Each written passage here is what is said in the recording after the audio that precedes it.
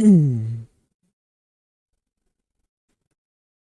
good? What's good? What's good?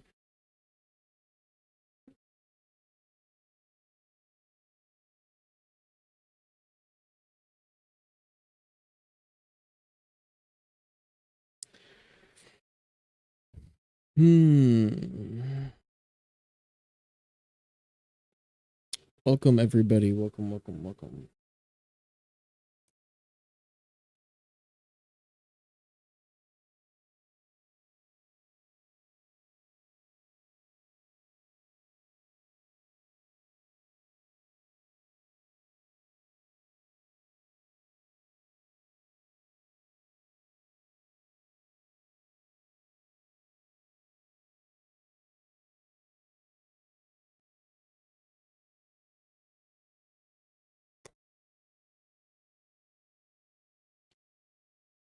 What's good, guys? What's good, everybody?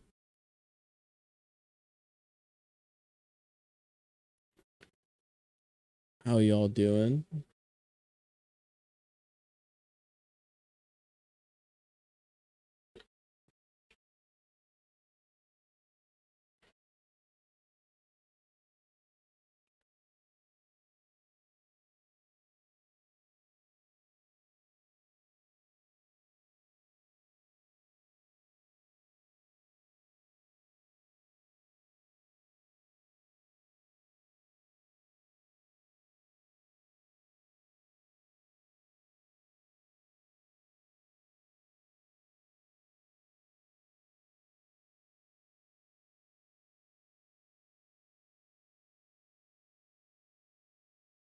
In front of my eyes.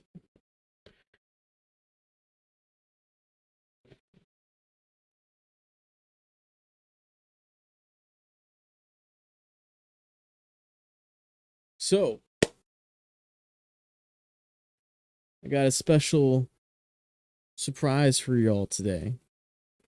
It's great. You guys are gonna love it.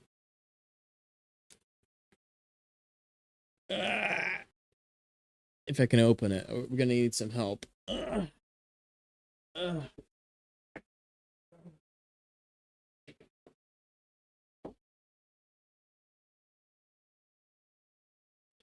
This guy's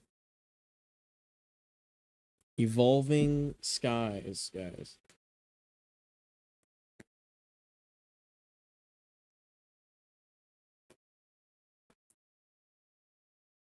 I'm surprised I got my hands on Evolving Skies.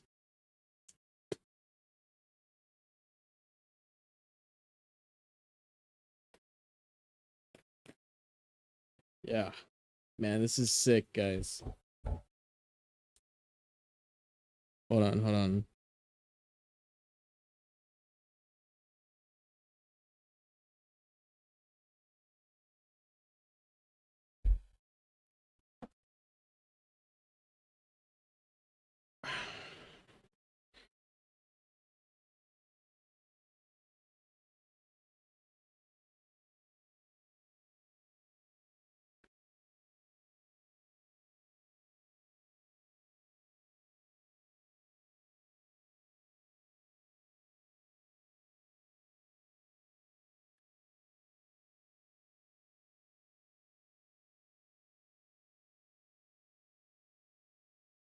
Oh man.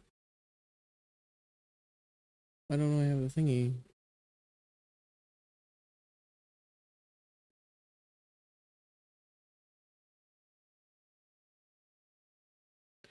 What's up? What's up? What's up? I'm trying to get some music in here for us.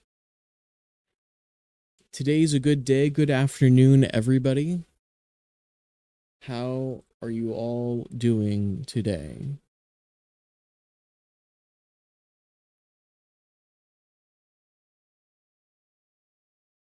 What the? Where's my playlist? Ah, there's my playlist.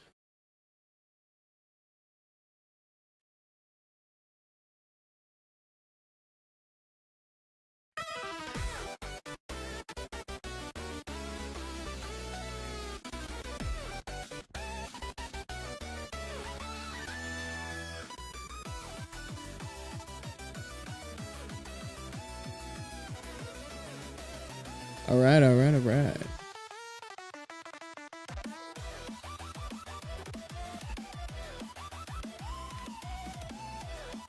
Alright. So, here's the deal, guys. I got Evolving Skies. Alright, guys, this wasn't cheap. So, make sure you leave likes and comments and subs, guys. Because, man, finding this, first of all, was hard as fuck. And finding it for the price I found it was even harder. But honestly, I don't know why everybody complains about the price of things, man. You know, because, like, honestly, this was not hard to get at all.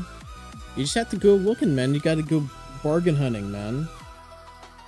You know what I mean?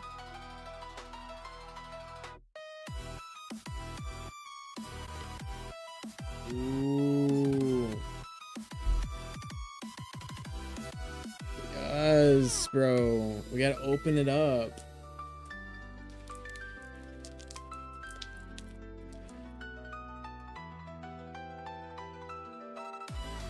What the fuck? Come on. Ugh.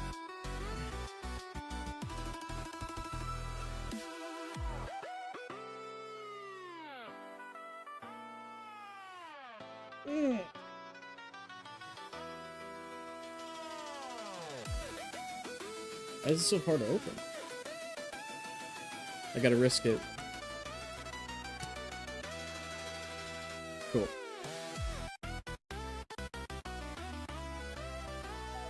I don't feel like it should be this hard to open.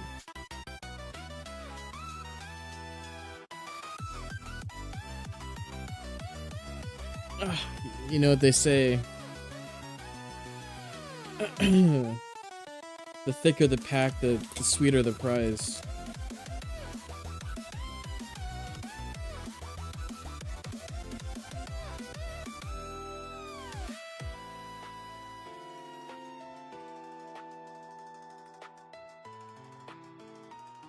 All right.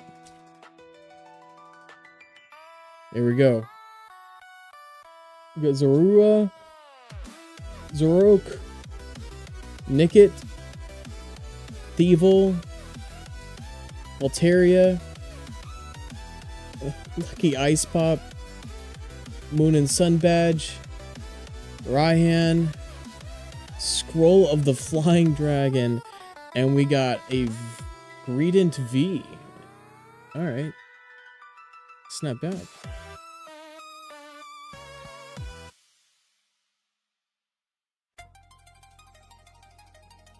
Nice.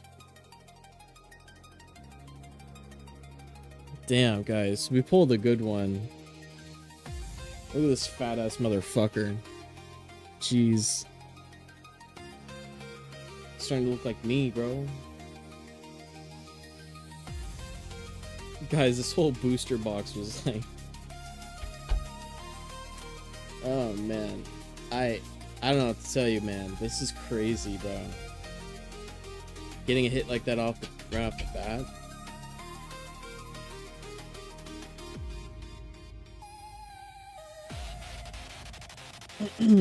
We gotta get a sleeve for this. Hold on.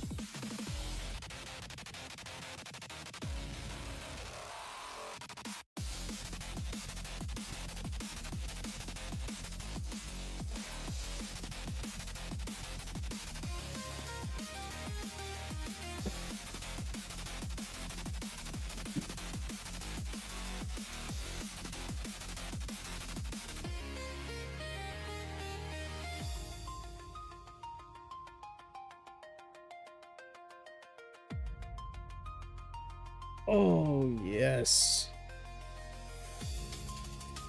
Perfect sleeve for it, too. Alright.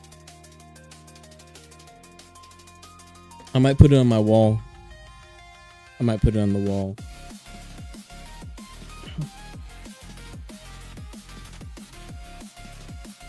Damn, we'll pull one. We'll pull one every day, guys. We gotta savor this. Still a whole box left.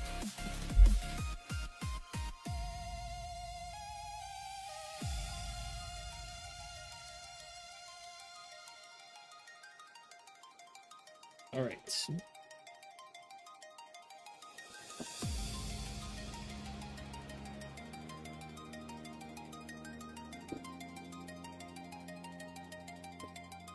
We gotta put it on the wall.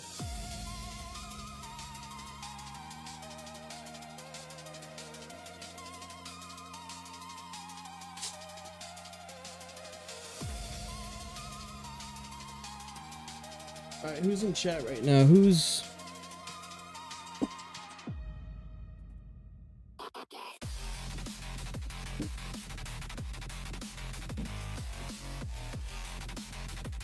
in chat?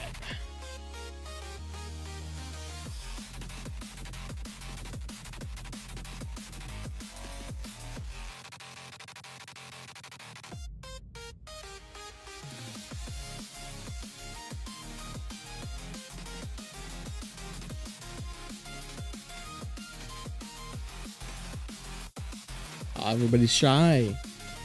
Don't be shy, guys.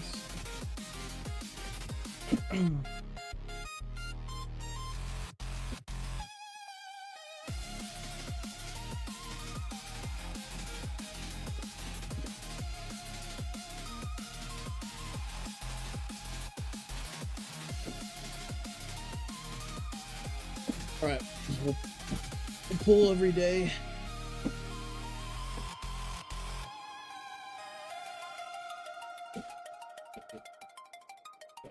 All right. So what's happening in the world, guys?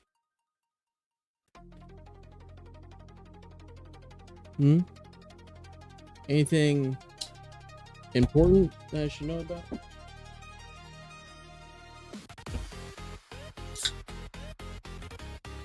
Ah.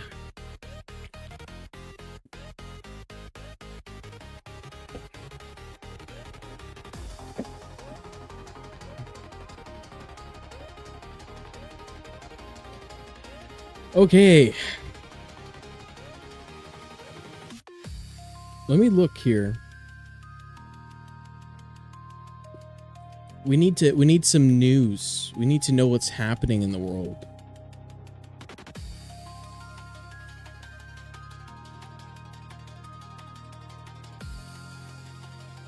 Ooh, my favorite news reporter, Asmongold.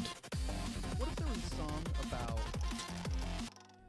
Lost in Translation in the style of jazz? If lost in translation, interpretation, goddamn ads. Oh, no. Hold on.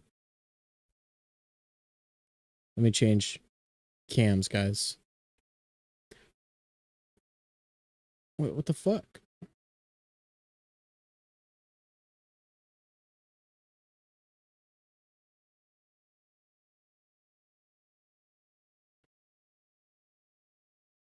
Okay, cool.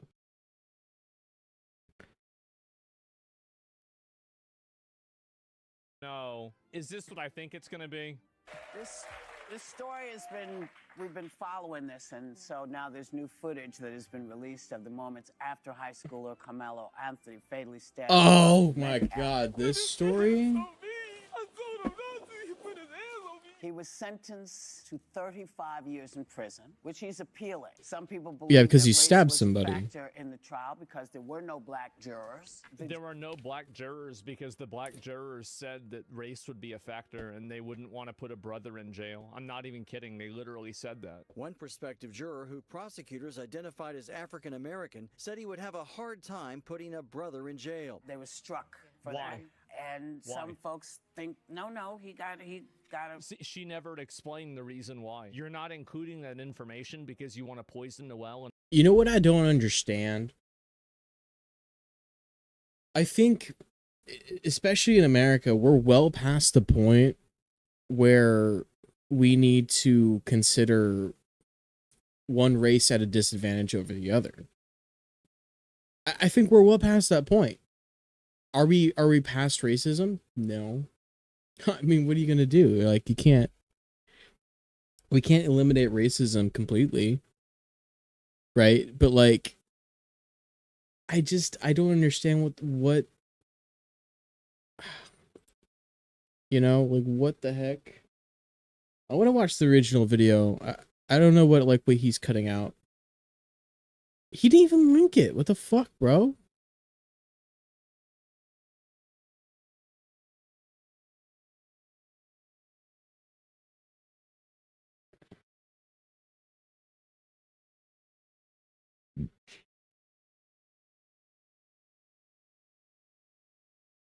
Oh, is the clip not on YouTube? It's only on X. Psh, whatever, bro. All right. Oh no, is this Whoopi Gulp? Oh no. Is this what I think it's gonna be? That has been released of the moments after high schooler Carmelo Anthony fatally stabbed Austin Metcalf. He put his hands on me. I told him not to. He put his hands on me. He was sentenced to 35. Can we just think about this for a second?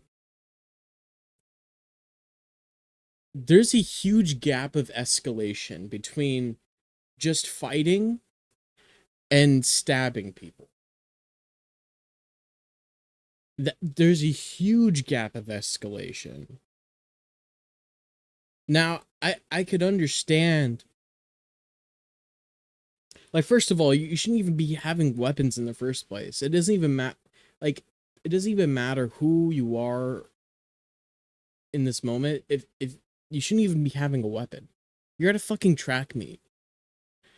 And you'd have to be on the ground getting beaten to death to justify to me that you should stab somebody. Like, you should be like about to like thinking like, oh my god, I'm gonna take serious permanent brain damage. Right? And it to me, if you're on the ground defenseless and you're trying to block incoming like punches and you're not succeeding and you're getting beaten the crap beaten out of you, I could see some justification for a self-defense kind of action for stabbing. But like the problem is that from what I understand, that wasn't happening like that.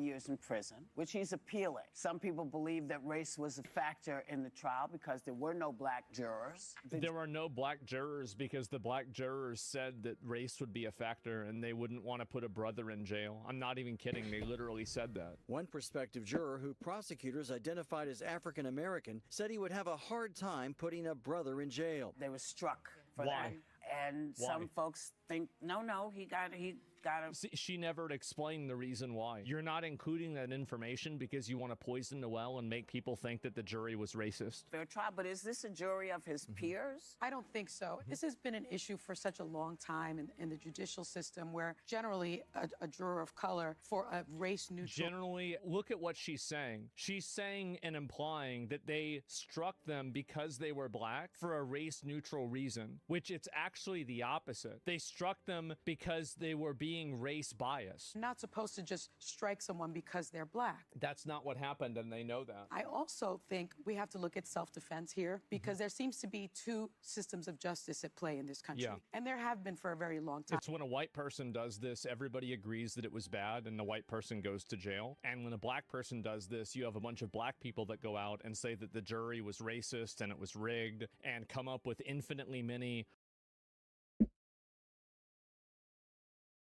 That's something like whenever I see something happening, right, when it's like has to do with an African American victim, or in this case, for example, or any other case, every single time race is a factor when it comes to a black person being a victim, right? But when it's any other race,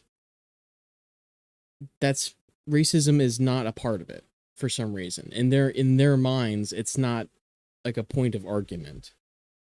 And to me, that makes no sense. At least to me.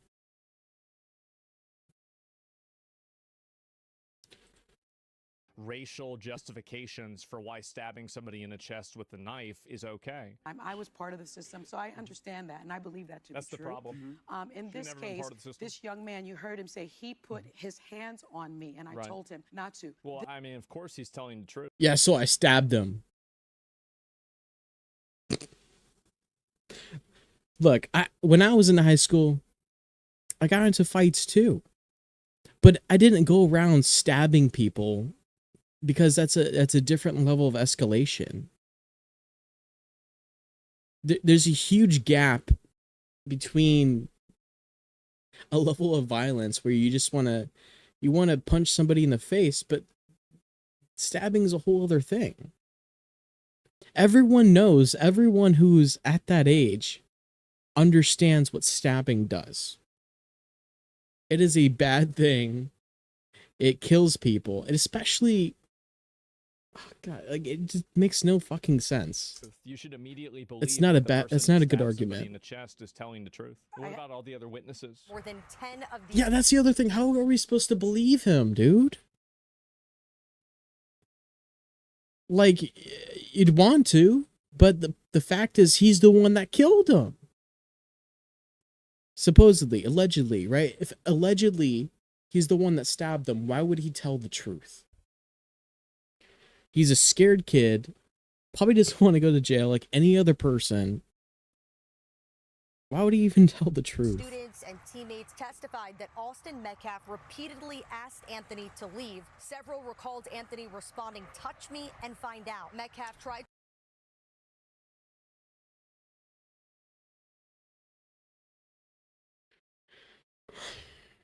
to avoid a fight, telling Anthony, quote, "Dude, I'm not going to fight you out of track me." Anthony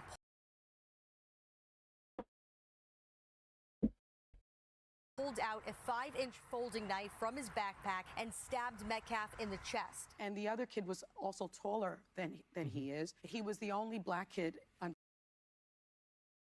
You're scraping the bottom of the fucking excuse barrel, dude. It's like, that's not even, doesn't make sense, dude. Yeah, this guy was bigger than me, so I just fucking killed him, man. He was threatening. All he said was leave. Like, we're not gonna fight. After the 10th Please leave. victim here had his twin brother with him, who was also a very large person. So you're trying to imply that the brother has some sort of implicit guilt of bullying Carmelo Anthony? Is this it? If you don't fear for your life, if you weigh 130 pounds, I weigh 130 pounds. Facing somebody that's 200 I pounds, think she probably I would weighs be more than that. terrified of that. I don't understand why self-defense was Wasn't, rejected right. by this jury. Because there were 20 witnesses that all said that it wasn't, and he was the aggressor because he was in a place he shouldn't have been. And he Yeah, said, exactly. "Watch me, see what happens," and then he stabbed somebody in the heart with a knife. So this is Exactly. what people like her do. They just simply misrepresent the situation and lie to their viewers. Every She's time. omitting massive, huge facts that a jury convicted this person of. His father went on a podcast and listened to it for yourself, but he called Carmelo Anthony a racial slur. A And he also watermelon said that the felon. reason that black people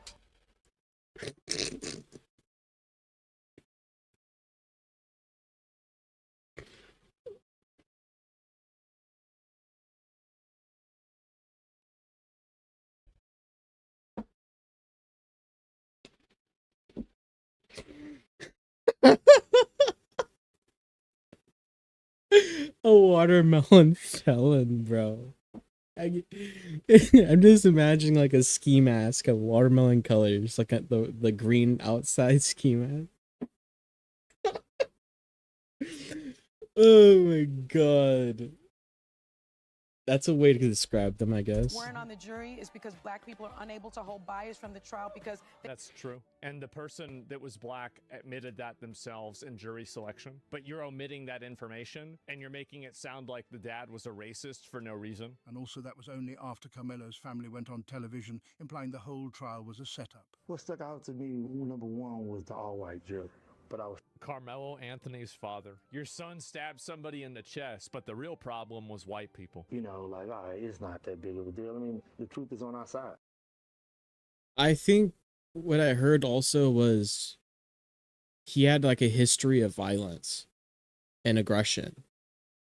He had a history of like anger issues, and he took it out on people. this isn't like the first incident. That's the thing, is like he has a career of acting out. Honestly, it has nothing to do with race at the end of the day. We're talking about some kid who got angry and has an attitude problem, and he took it out on somebody. He was angry, he's probably scared, probably like felt ashamed, probably insecure, and he was probably angry about all of that and probably just stabbed somebody. And now, he's in the middle of this international debate about race and crime and equality. And he has no idea like where he actually fits in all this. Honestly, I feel bad for both parties. Because what they're a victim of is just puberty. That's really it. Puberty, insecurity, shame. Alright, that's enough of that. It's depressing as fuck.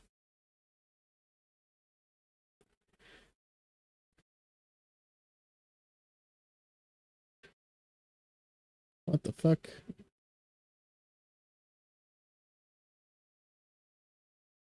Admitted what? What's going on here? Create cinematic videos with C-Dance 2.0 on Artlist.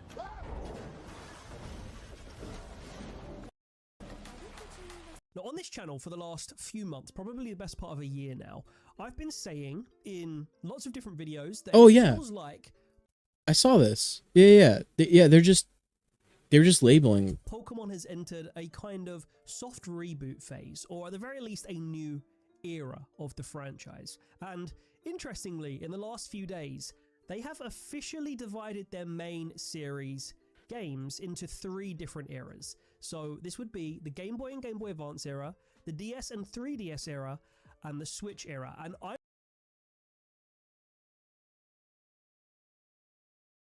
that kind of makes sense because you can transfer between Game Boy Color and Game Boy Advance games. And you can play it like the Game Boy Advance is it's backwards compatible with those games as well. So that makes sense. And the 3DS is the same thing with the DS games. And the DS is actually the same thing with the Game Boy Advance games. But the problem is that the DS and Game Boy Advance was such a different system. Like they'd have to consider it a different. I'm so glad that they've officially acknowledged this. And before we get into this, because today's video, I don't understand why this is important though. Like, what the fuck? Who the fuck cares about what era was everything in? I mean, it was a general consensus. There, you had Game Boy Color era, you had Game Boy Advanced era, you had DS era, you had 3DS era, which is also the DSi, DSXL, whatever the fuck. They had like 5 different DSs, and then there's a Switch era.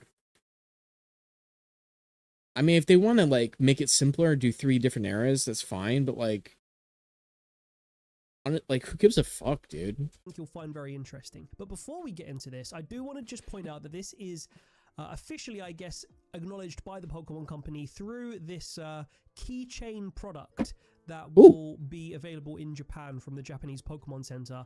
And of course, that doesn't necessarily mean this is like a core. Those are cool, but you can kind of make one at home if you already have them. You can kind of make them already. I'd probably get platinum if they have it, or diamond at least. And maybe black or white. I'd rather get white. I like Zekrom better. Official acknowledgement of the video game series. I didn't even notice the red and green look weird.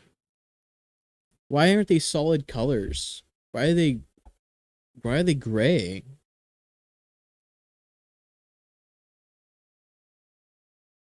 That's weird. That's really weird.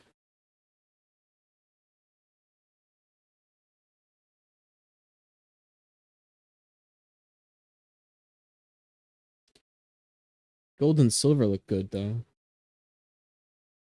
It's close to that, I would say. The fact that they've gone out of their way to categorize them exactly like this, it does sort of give an official nod to that idea.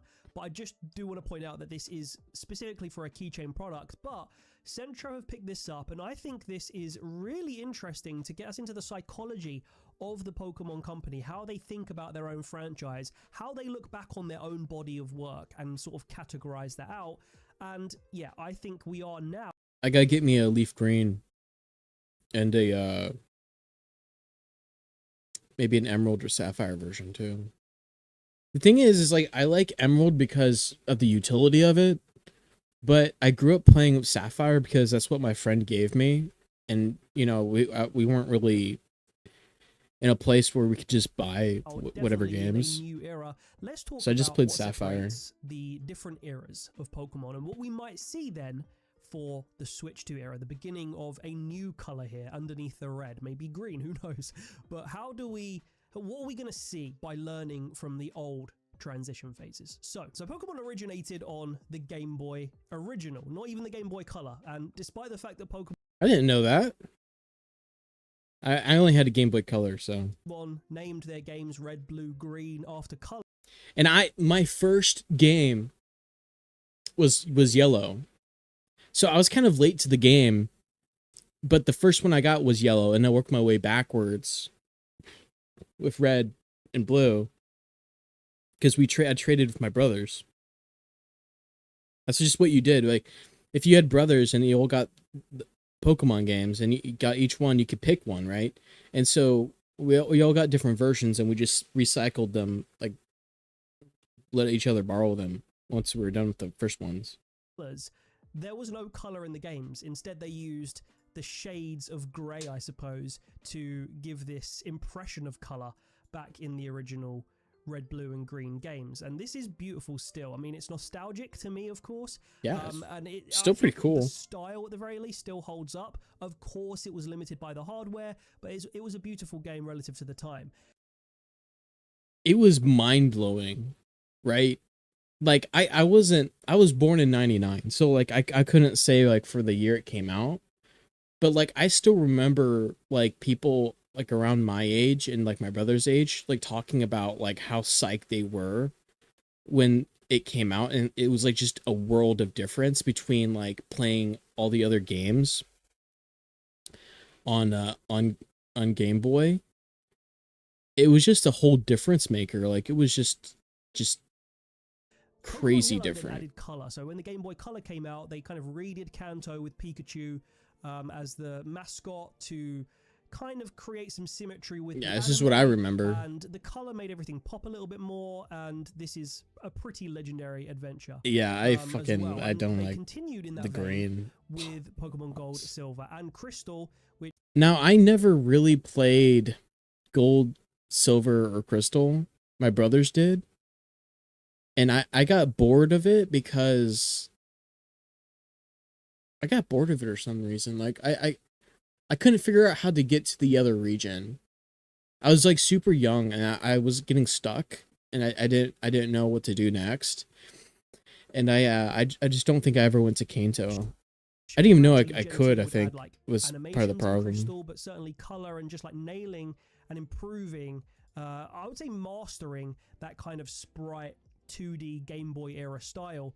And this era would culminate in Gen 3, which was Ruby, Sapphire, and Emerald, which had a far more sophisticated 2D sprite this was style, the shit, man. This was great. Top-down 2D. Beautiful. And I would say something like this. This was beautiful, bro. This was so good, dude. I remember grinding Leaf Green and Sapphire for the longest time. I bring it everywhere with me, everywhere I go on my Game Boy Advanced, and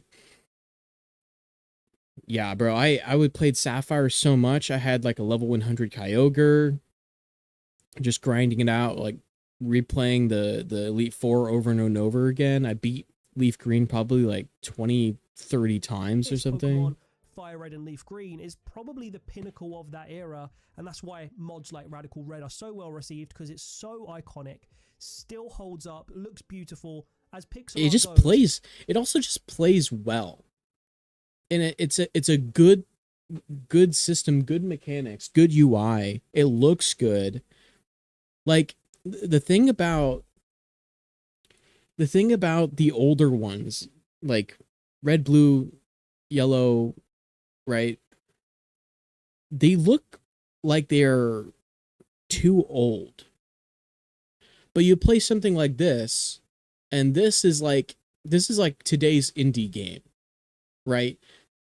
Like the quality had such a long lifespan. It just reached into this era. And so even like today people are playing it, and the indie developed game PokeML based a lot of its like design on the base games like Red and Green. So this was just really well made. This is fantastic. So then, if that's the end of the first era, going back to this this original tweet, this is all the blue boxes of the games we've just gone through, then what changed and what was the distinction that meant that Diamond and Pearl, the first games here, would push Pokemon into a new era? Now, I remember...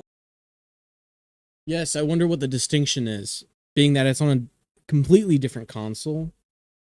Completely new regions. Like, yeah, I wonder that too. Watching this as a kid so vividly. I was around 11 or 12 years old. I mean, it's pretty obvious what makes the secondary difference. School, and we were allowed to take our DSs and Game Boys into school and play at break time, which blew my mind coming from what we have in the UK primary school. So I was like 11, 12, and I remember seeing this trailer on YouTube. By the way, the UK got this game like a year after Japan, and even quite a while after America as well.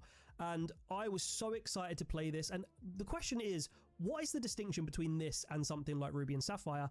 And to put it simply, it looks way more 3D. Yeah. Of course, it's also... Yeah. It's because the DS was able to do a higher definition. It was a bigger number of pixels. And what you can do with more pixels is you can make more complex images. And you can make things look 3D. On a new console, the DS, there's touchscreen features, there's also Wi-Fi. Previous games did have Wi-Fi, but not quite as integrated and accessible. Yeah, it became in like 2006, 2007. There's so many more features, so you had to consider it a different game. 5D era. Different era. If we go back to this, that's the distinction between the last games, Fire Red and Leaf Green, in the first era, and of course... You also didn't need annoying trading cables either. I remember we had to use trading cables for our Game Boys, and sometimes they just wouldn't work, or your port would get messed up, or the cable would break, or they'd be like corrupted, like your save file would get corrupted. Just all this kinds of like bullshit that like happened when you were trading Pokemon with the cable. But with the DS, all you had to do was point the game cartridges to each other, and the infrared would just like transfer the data. It was so easy, dude. Diamond, Pearl, and Platinum in the the beginning of the next era. So I would say this is kind of like a 2.5D era. And even if you look at these were the first... I don't even understand what the fuck he means by that. Of what blew my mind at the time, a 3D looking Pokemon. Now it was still technically 2D, but like the trees and the environment just looked so 3D. It looked like something that you could imagine eventually landing on like a place, or well, I guess a GameCube or a Wii, right? There was depth. There was... Yeah, and that was all done by 2D graphics. It's all an optical illusion. Right? Like all the shadows they were put in as like they're 2D, but they're just they make everything look 3D. Yeah, it was completely different. Height. There was things look like blocks rather than flat images, right? And even if you go 6 years on from this to the end of the 2.5D 2DS and 3DS era, they made leaps and bounds of progress. Even in this era, we had these really sophisticated animated pixel art sprites of every single Pokemon. There were moments in Black and White 2 where you would like walk across bridges and the camera angles would change just to create that more cinematic like depth of field. I wonder if we're going to see any in this trailer. You had like stuff. Basically, if you look at when they made the game engine in the development, right? When Red and Blue came out, it was still a new system. It was a new game engine, right? And so they were just simply mastering it, and they learned how to put color in it afterwards, right? With yellow. And then when Gen 2 came out, it was just improvements upon everything from before. And then Gen 3 came out, they made everything look brighter, more vivid, more pop, right? Because the fact is, it was a new system, a new console, let them have more capability. And so when you have more capability, you don't want the same game engine anymore. You had to do something different. So Gen 3 was made on a completely different game engine.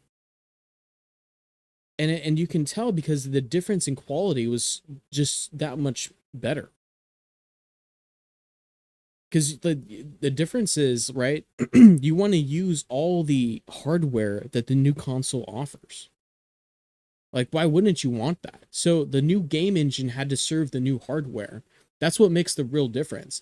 And when the games came out on the DS, right, they had a new console, new hardware to master. So when they put the first game out, it's like their first game. So it's really like testing the waters of Diamond and Pearl, right? And then after Diamond and Pearl came out, they probably realized, oh, we can actually improve this. We can make this look better. We can do this optical illusion trick.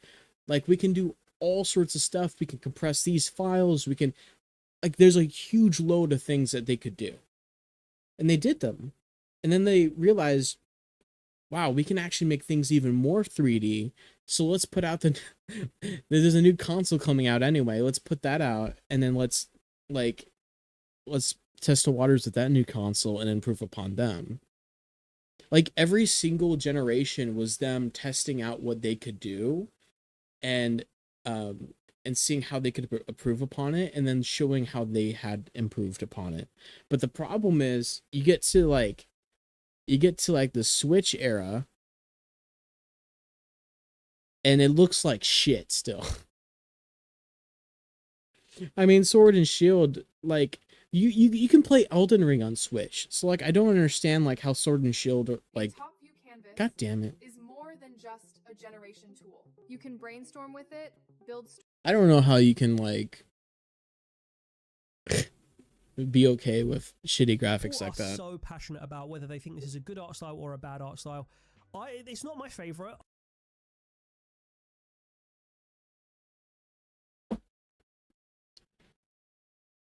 The problem with Sun and Moon, and it's like I said before, I think the first game to come out on 3DS, and the thing is with 3DS, putting 3D graphics on top of what you have already, they were trying to go with a gimmick, right? To not just sell consoles, but to sell games. The 3DS was such a weird console because you could already achieve optical illusion graphics of 2D animation, of 2D graphics, right? You can achieve 3D graphics of 2D graphics, is what I'm saying. So the 3DS was trying to get 3D to something that was already trying to achieve 3D. There's a contradiction. And the only other game that was kind of put out on a 3DS, I think, was X and Y. And so when Sun and Moon came out, it was just a weird game. And for me, it didn't look too good.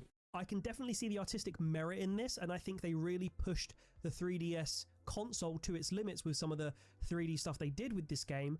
But for me, the art style wasn't my favorite. I still like it. It looks so shitty. But I just prefer some of the older, like Heart Gold Soul Silver style, that kind of thing. I gotta say also, you can actually see the pussification of Pokemon here. Let me see. For me, the art style wasn't my favorite. I still like it though, I do, but I just prefer the bad guys. So let me just, the bad guys in Pokemon fucking suck. It's not like Team Rocket, bro. Team Rocket in the games, they were menaces, bro. Team Rocket, they were poaching slowpokes. They were cutting off their tails to sell them for money.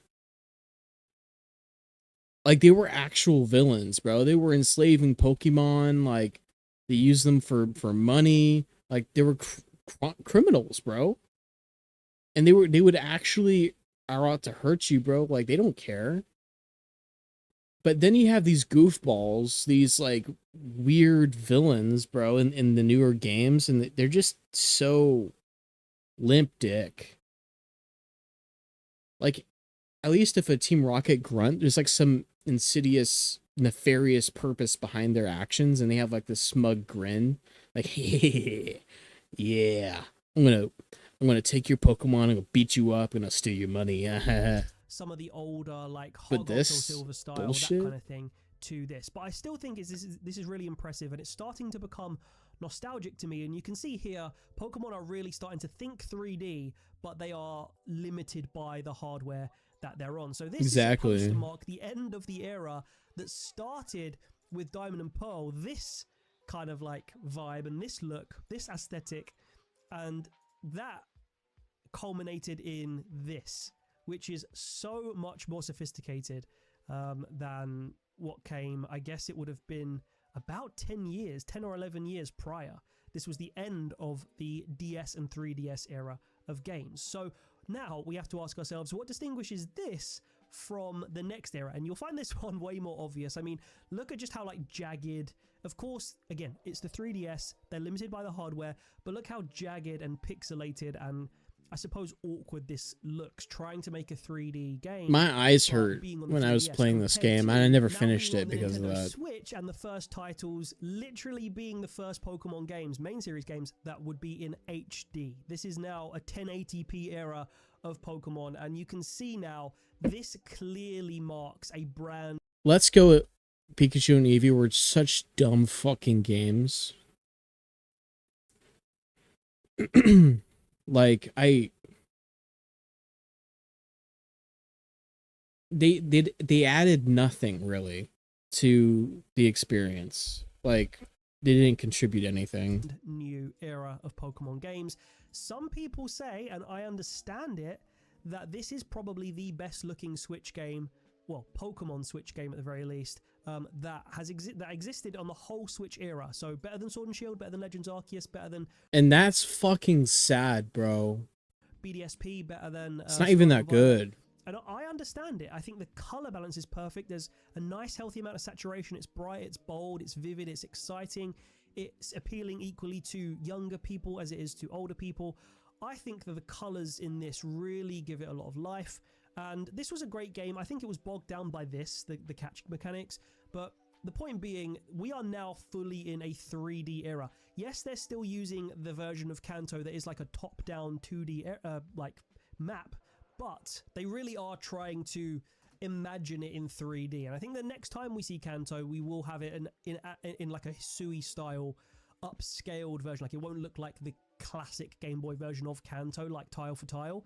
But this was a beautiful beginning to the 3D era. So then after that came Sword and Shield, which I love Let's Go, but I think Sword and Shield was the best looking, in terms of art style specifically, the best looking Switch Pokemon game, potentially along with Legends Arceus. I love that as well. But you can see, when you play these games now, you can still feel how they're bogged down by a handheld era approach. The routes are very linear. Like, you see that, even that, just like it's a straight road, like a route, like it would be on a handheld console. It's 3D, but it's not 3D, you know? So this Switch era then evolved into Legends Arceus, which of course was a little bit more vast and expansive and like open world exploring, which I think was possibly the best they ever did. In fact, yeah, definitely in the Switch era, the best they ever did for like an open world Pokemon game, but still very barren, not many buildings. It was very like wild and natural, lots of forests. I gotta say, Power World. This is one of the reasons why Power World is going to win out over any new Pokemon game. You could already just do this in Power World. And you're not really limited by a lot of things. When Power World came out, the funniest thing was seeing Nintendo, like the Pokemon like Pokemon in general, the franchise, just fucking freak out. They got so mad. They're like, this fucking meme of a game is actually selling really well, and it's like catching the world by storm. And they were probably just so freaking mad, right? Yeah, dude, that was so great when they were just pissed. Yeah, honestly, Power Worlds 1.0 is going to probably be a better game than any Pokemon game that's going to come out for the next year or so. Plains and rivers and stuff like that. Scarlet and Violet tried to do some different things. So it tried to add some fur textures and make things a bit more free choice, so you don't have a specific order you have to do stuff in.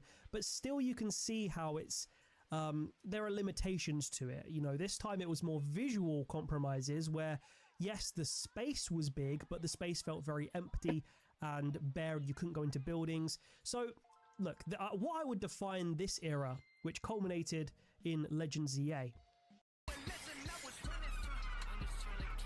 Motherfucker. Hey, bro, I know you like to perform for the sunset, but when you gonna give it to the people?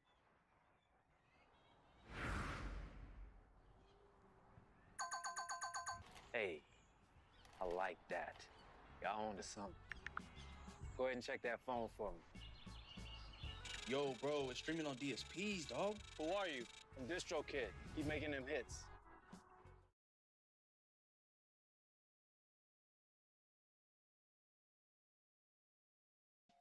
What I would define this era by is attempts at 3D, real like progress made in terms of 3D modeling and just like bringing Pokemon to sort of home console, but every single time a game was launched, there was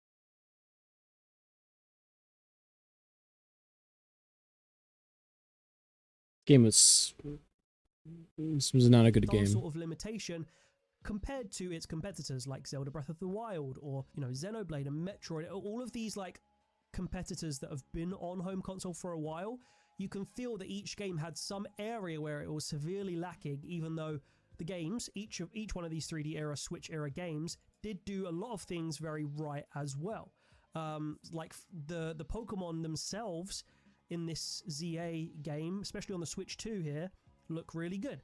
But so look, the question of this video is, what is going to be the distinction between this and the fourth era? So when a new era starts underneath this red pile, what is going to be the distinction?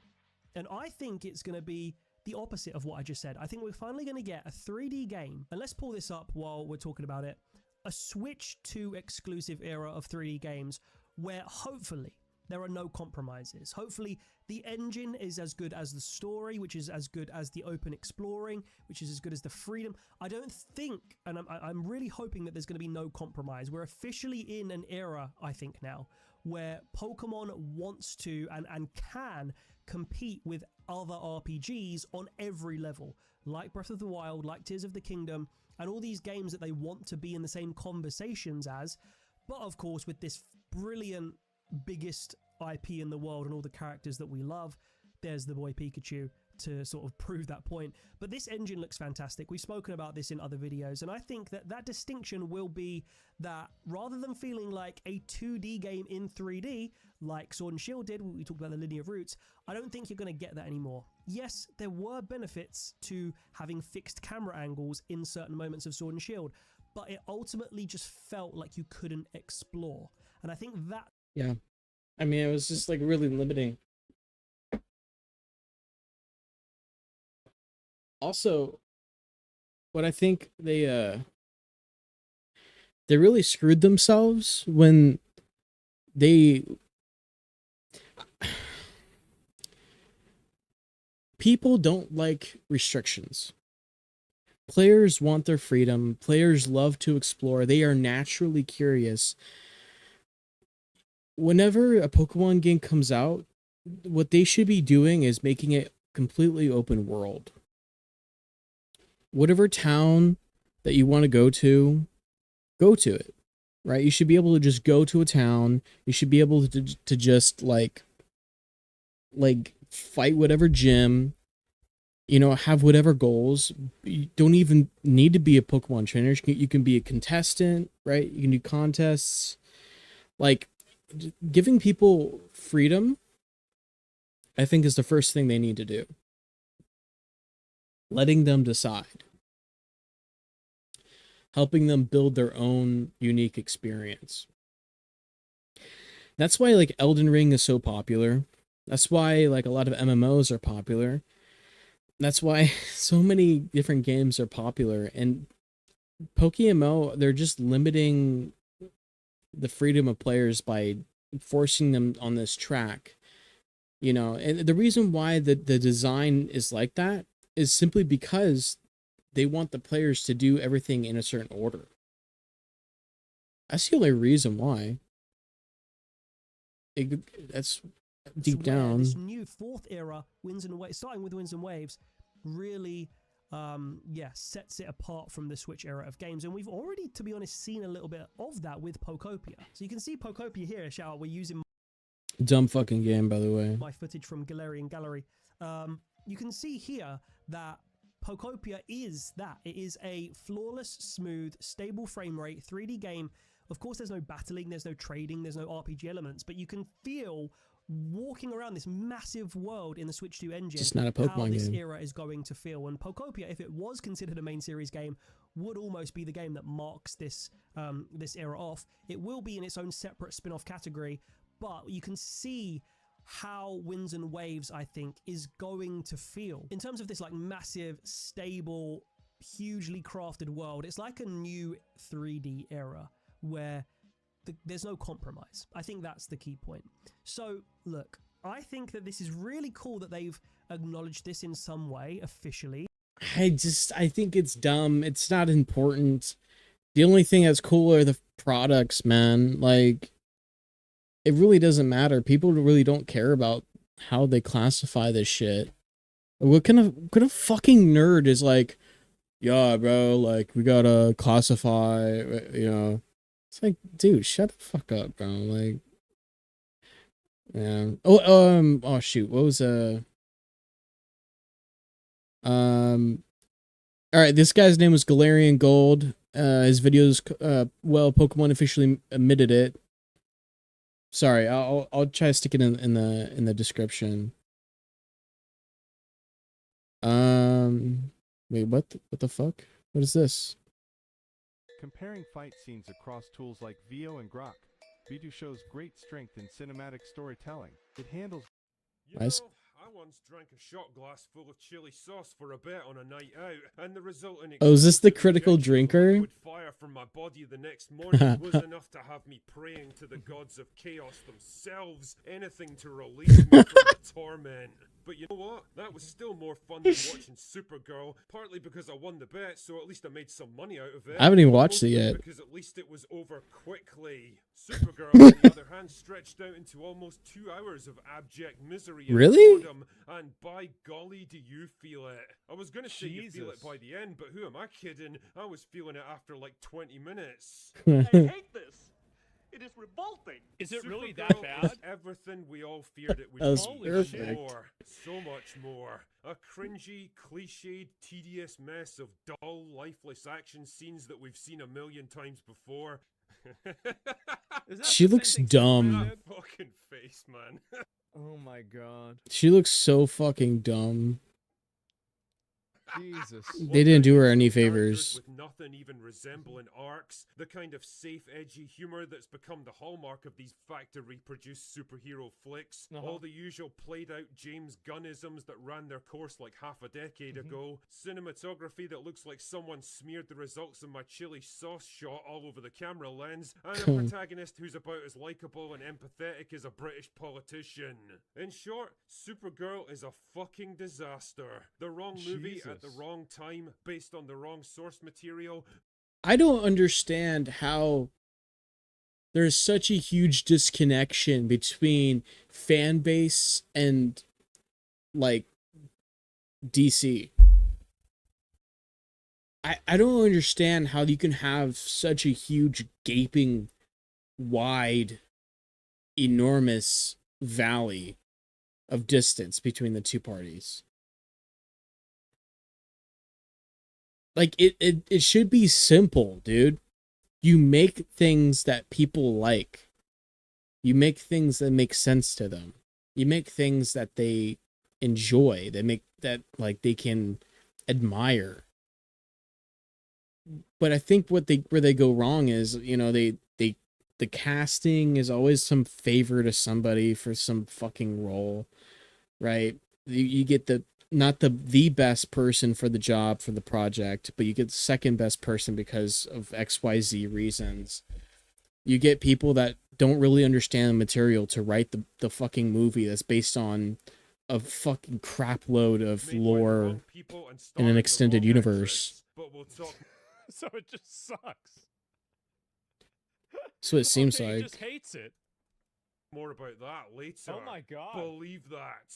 Anyway, fuck it. Let's Uh-huh. just do the plot. So a series of flashbacks explain how Kara's father separated a chunk of Krypton called Argo City from the rest of the planet when it got destroyed. Yeah. But oh no, it also released kryptonite or something, and everyone's slowly dying of radiation poisoning, so her parents send her and her dog Crypto off to Earth to meet up with Clark. But Okay. she's like, nah, I'm too cool for you, and spends most of her time dicking around on planets with red suns so that she can get drunk and party and look like the kind of girl you'd find passed out in a pool of her own vomit round the back of a nightclub on a Sunday.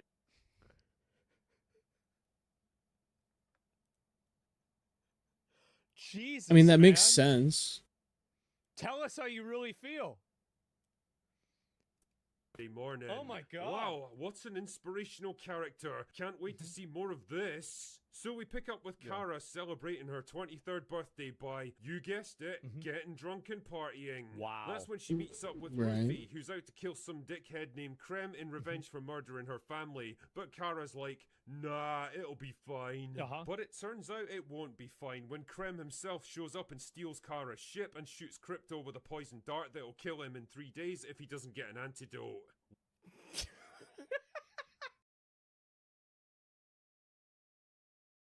It's all for a fucking dog.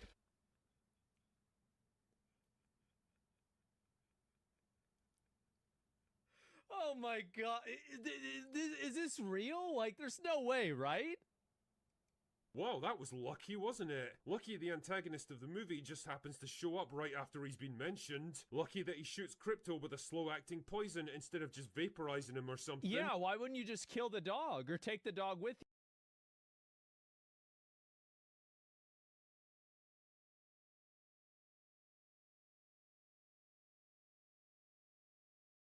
Yeah, they didn't know how to Viewers, I mean, why?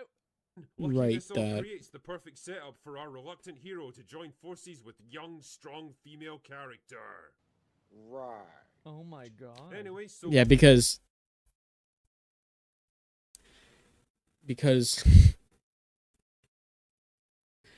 a bunch of dudes want to see two young female characters team up and beat the bad they guys. go to track down Krem and his gang of Mad Max rejects, and then Lobo shows up for like 5 minutes to The only good character, I'm assuming. give Jason Momoa something to do. Then they accidentally get an innocent family killed, and Kara gets sick from the green sun on this planet, but then she gets better, and there's a big fight where she stops Ruthie from killing Krem because revenge is bad or something, but then she kills him anyway because she's not your typical superhero, and then she saves Crypto and goes back to Earth because she's decided it's finally worth her attention.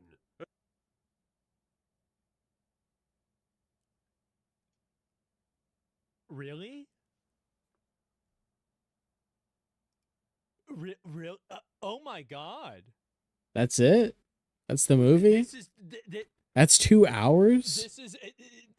This is what they say whenever they're talking about Goy Slop. And that's it. That's the plot for Supergirl. It's all bullshit.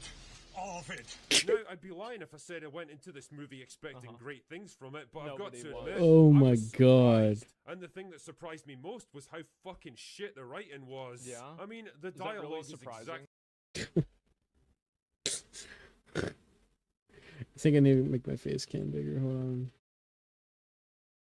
It's fucking. This is gold, bro. This is so fucking funny. Jesus.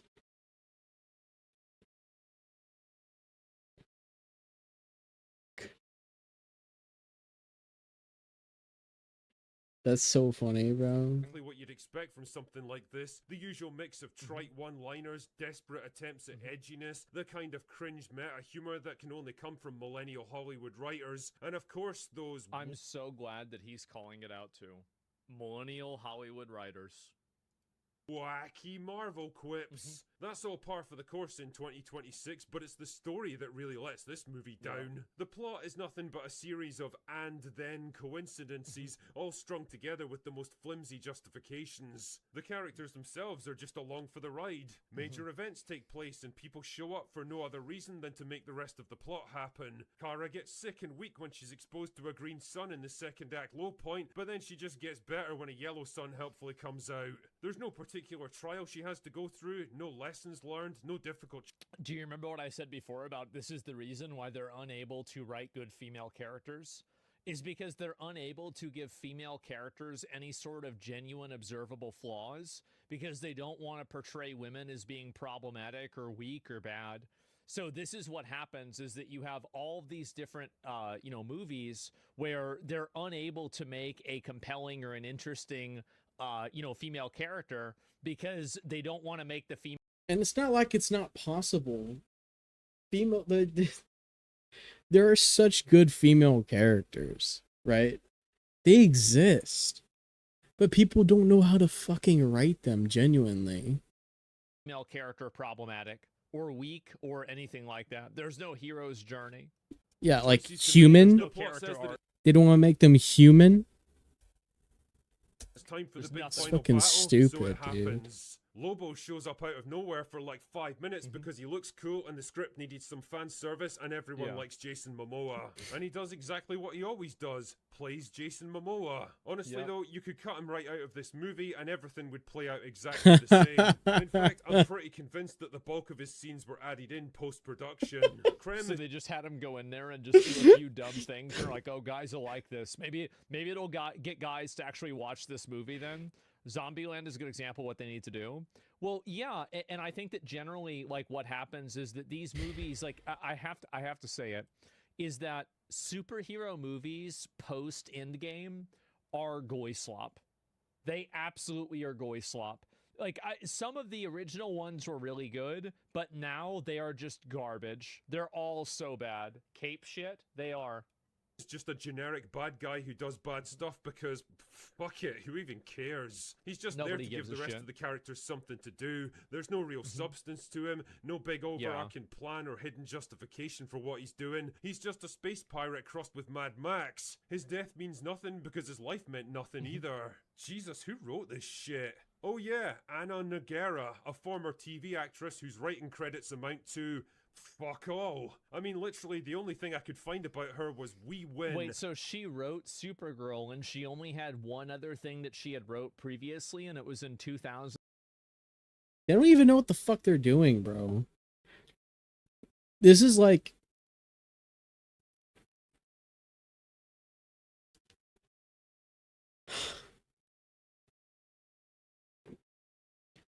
I can't.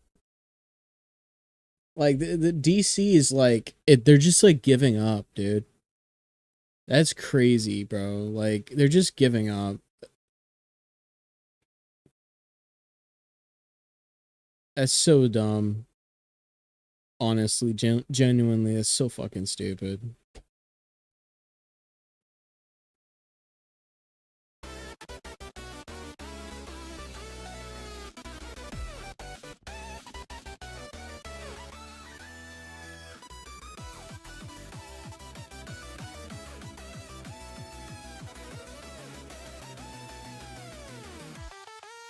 All right. Let's get this game. Let's get this going here.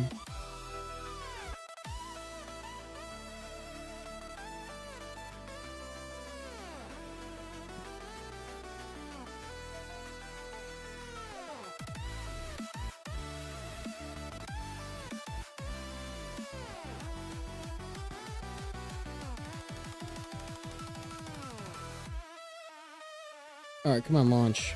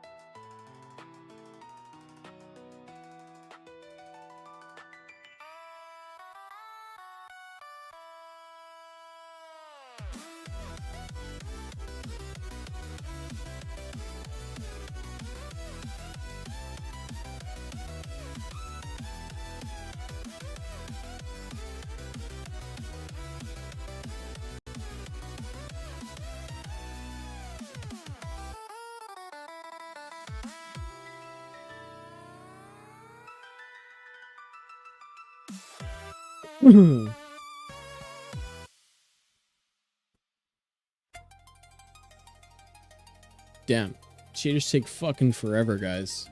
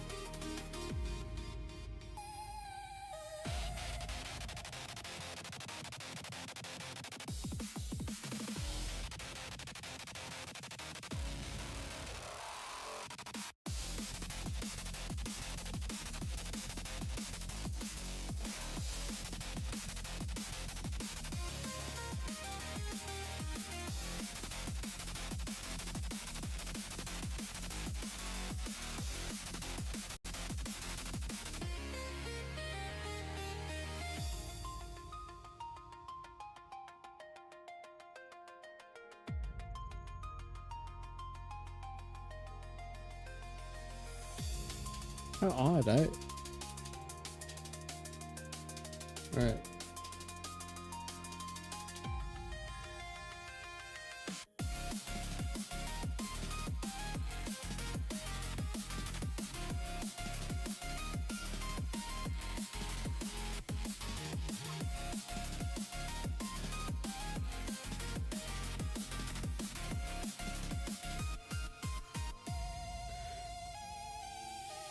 Alright.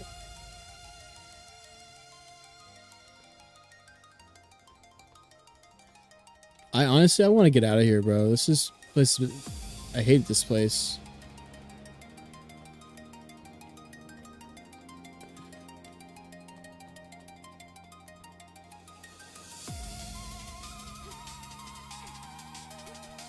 Like, we've been here way too long. Oh, it's a fucking boss fight. Hold on. Ow, fuck. Hold on. I gotta upgrade shit.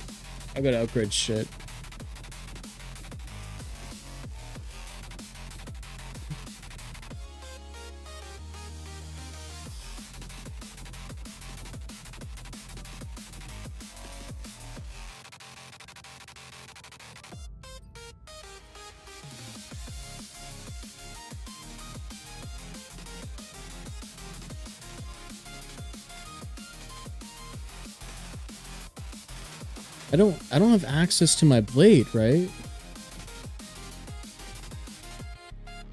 Oh, what the fuck?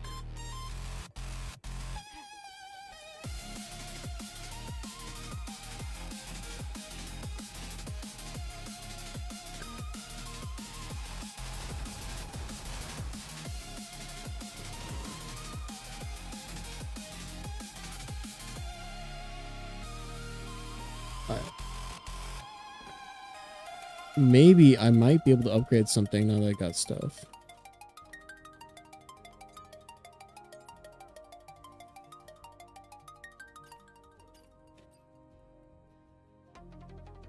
Tumbler count. Sick.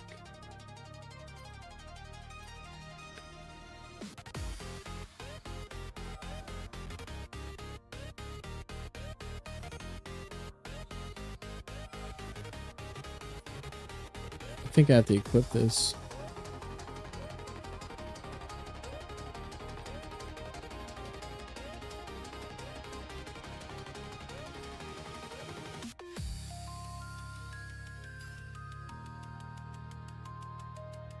Shit. I can't even reset. God damn it.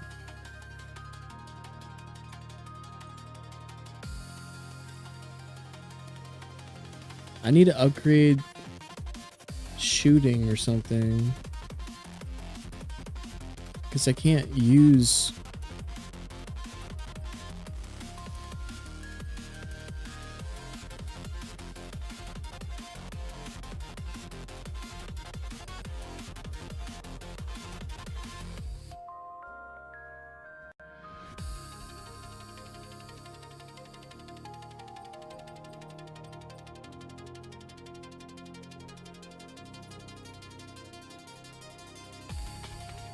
I don't know what to do.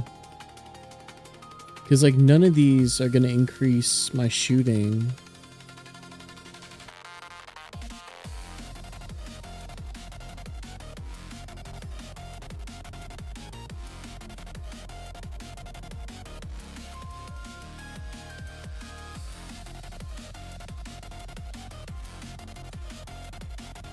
Double dodge might give me the space I need, since I'm restricted to shooting.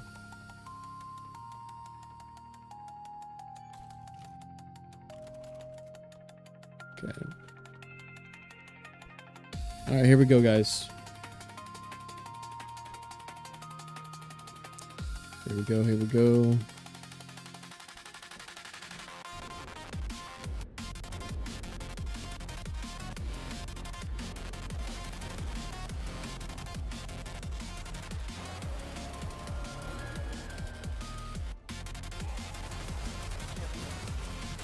Ow, fuck.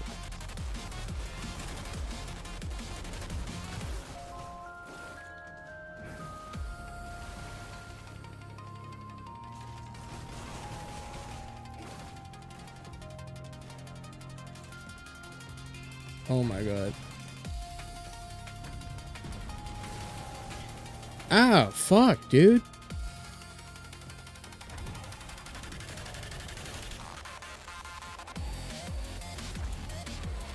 Why won't the fucking things shoot?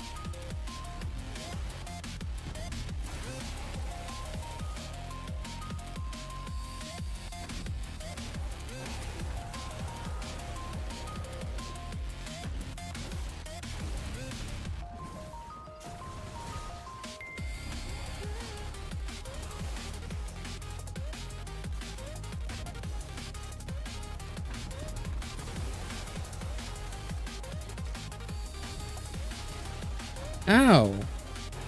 Dude, what the fuck?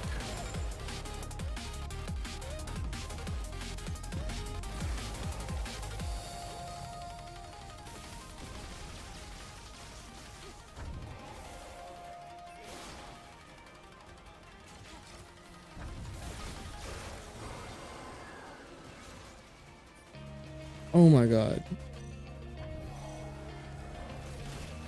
Oh my god.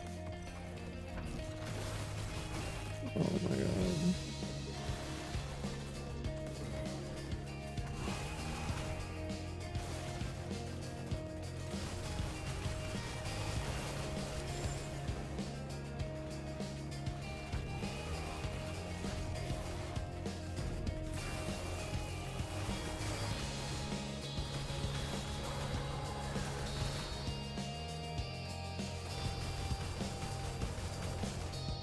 Okay, this boss is pretty easy. I can see how I'd be able to do it.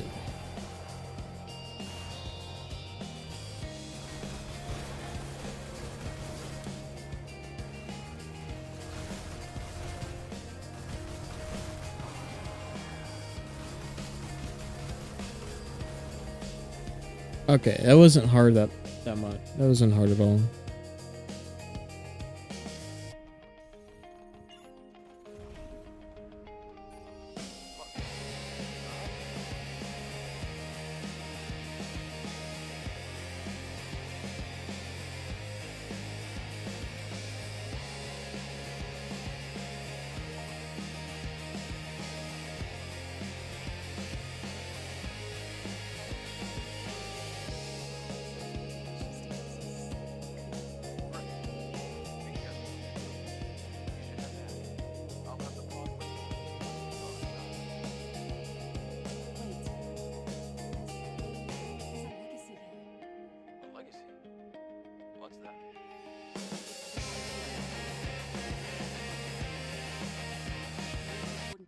For the next airborne squad. I see. But why would an airborne squad come all the way here? Maybe they knew something about the Alpha or the Elder. I'll check the legacy.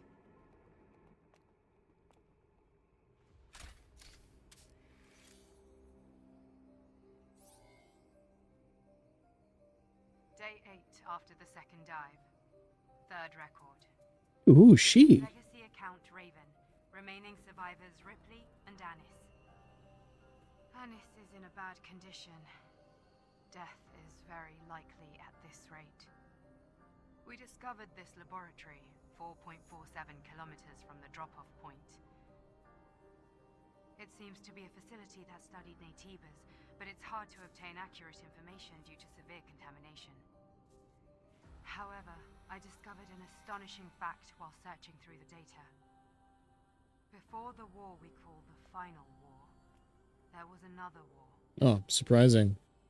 It was a war fought between humanity and the androids humanity had themselves created, the so-called Andro-Eidos. Humans lost the war against their own creation. The few humans who did survive hid in underground facilities, but the hunt was far from over. However, an unexpected factor turned the tide of the war. With mankind at the verge of extinction, Naytibas, powerful creatures from an unknown origin, appeared out of nowhere. The war with the Naytibas brought about the destruction of the androids. And so, during this time, mankind was able to make its escape to the colony. From now on, I plan to investigate the origin of Naytibas. Hopefully, at the origin point, I should find the Elder Naytiba. To anyone who may be watching, may Mother Sphere's blessings be with you.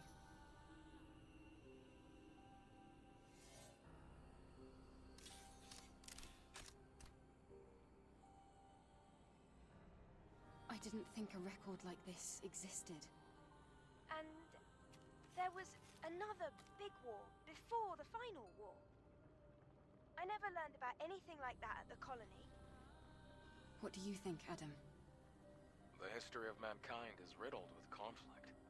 It's hardly a surprise to hear about wars before the final war. Even so, it's strange that this wasn't passed down. I'll retrieve the legacy and go back.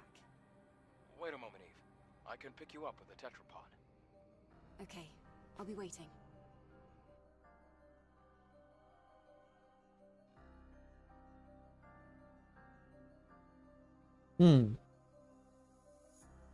Interesting.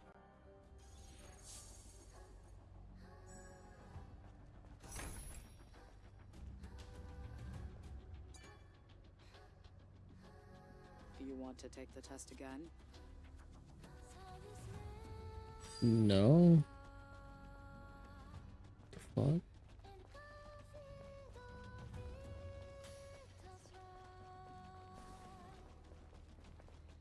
Aren't we supposed to like return power with the solar panel shit?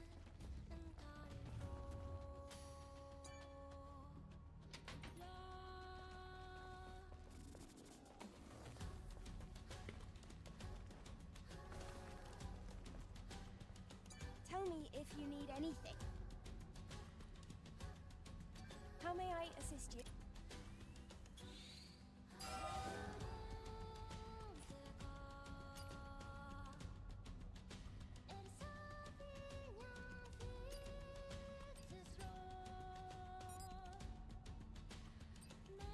I didn't even fucking equip it. That's so fucking stupid of me. Oh my god, I just realized that.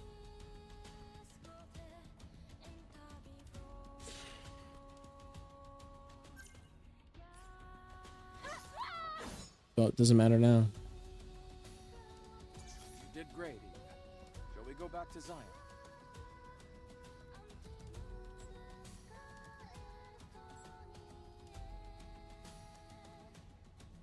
Yeah, fuck it, let's go. We can always come back.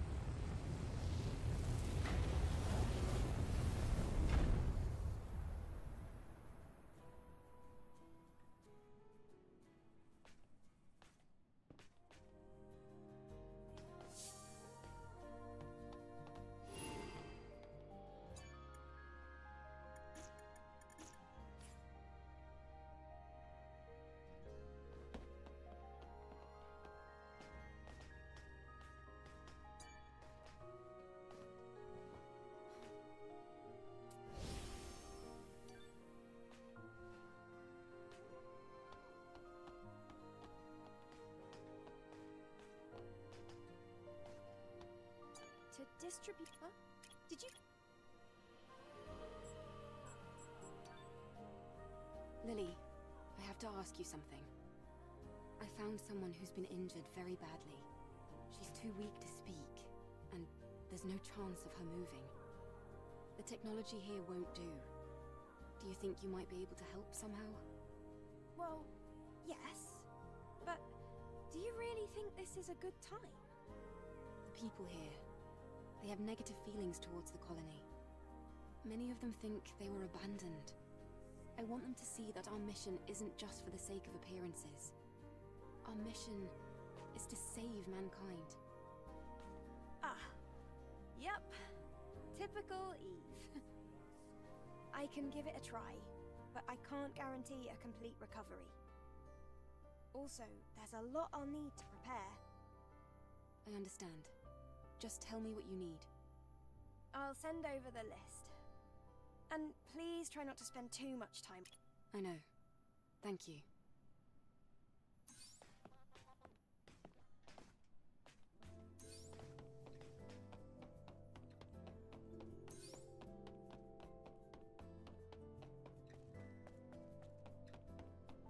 Wait, do I have the things for her to fix her already?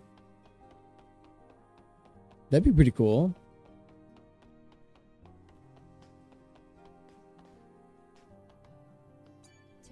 Huh?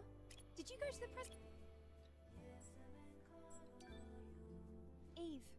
It looks like... Right. I'm not sure about all the rest, but I believe that finding the mind map copy here on Earth will... Well, okay. It's vanilla artificial intelligence data that has not gone through machine learning. It can be implanted into an individual with severe AI damage, just like our patient, and used as a boot disk. We're going to have to investigate where it might be. All right. I'll keep that in mind.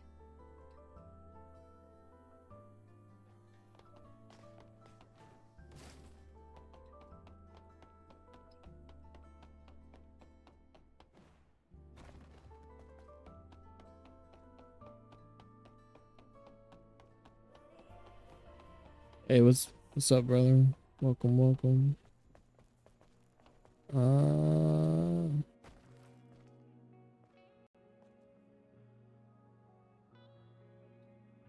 Check something here.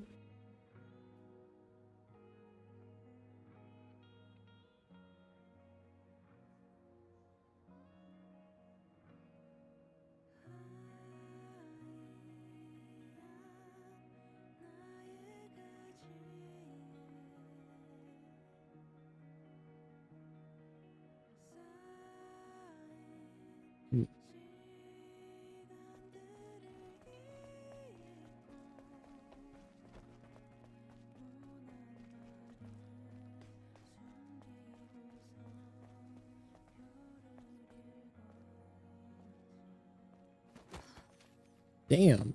Fucking fat ass, get out of my way.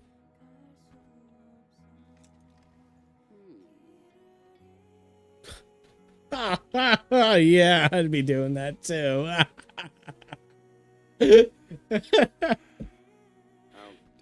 What?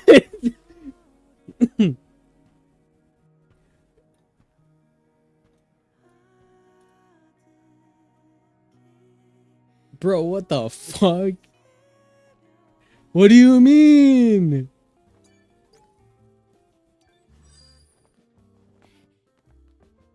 Hey. Oh, it's you. What do you mean, dull? Oh, I guess you heard that. Yeah, no fucking shit, I heard that. You said that out loud, bro. I wasn't asking for an apology. I just wanted to know why you said that. What is this place? This is my shop, Wen Hair Salon. I'm Kasim, the hairstylist. Hair. I style your hair so you feel better and confident. Your hair looks great. It's full of potential. But that potential is hidden at the moment. That's why I said it is dull. Is that so? Girl, you look like shit. You can make my hair less dull. Of course. But I don't have the proper tools with me right now. Those so-called scavengers stole them. But then they probably just threw them away. Thrown away? Where? Things like that usually end up in the landfill. Okay. In return, you will style my hair. Sounds good to me. I'm missing 3 items. Scissors, hairdryer, and hair straightener. Understood. I'll be... How are you in business, my guy? You should close. I can just like run into people.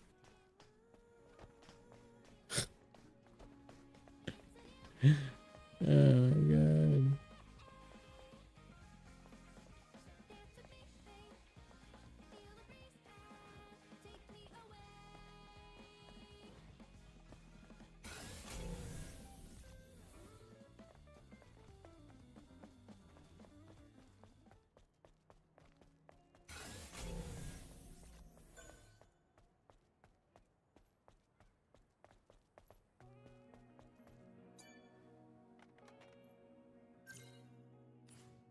I don't think I unlocked that yet. No.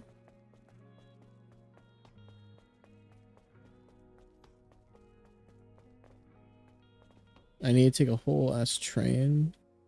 Oh yeah, that's right, I do. But oh, it's not a train. It looked like a train. My dumbass. It's just a fucking elevator.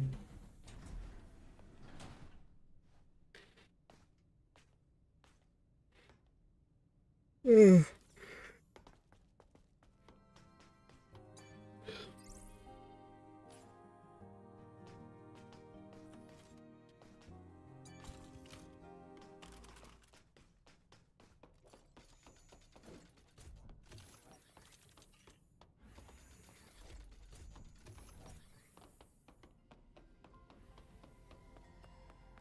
How the fuck did he get a big ass tree in here, dude?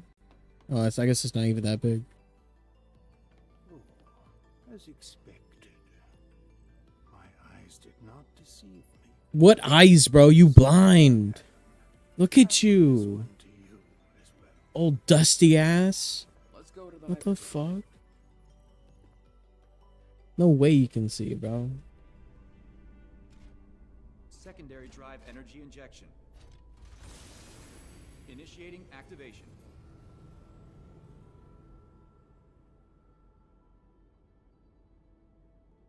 Whoa! It looks brighter now. Yes. What we're doing is really worth it.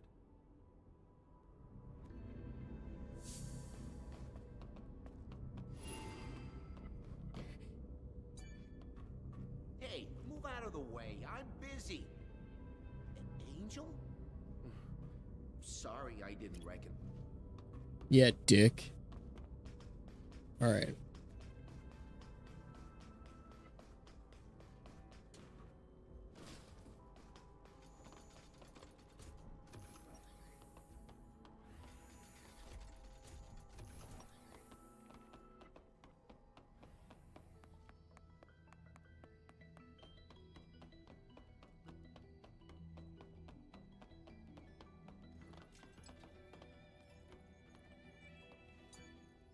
Once again, thank you. Now it's your turn. Wait. He will give you an answer.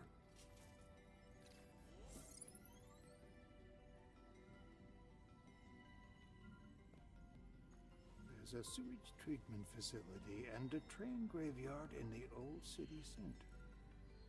I am detecting the frequencies of an alpha nativa coming from Matrix 11.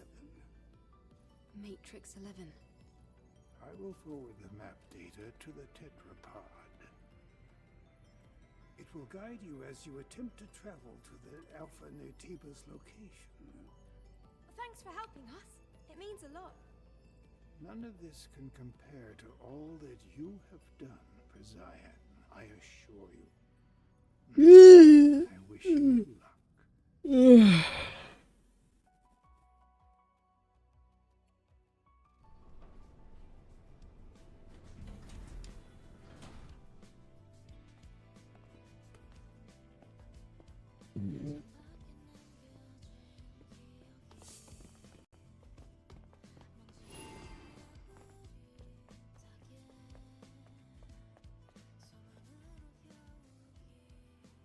The town seems different. I see more people, more signs.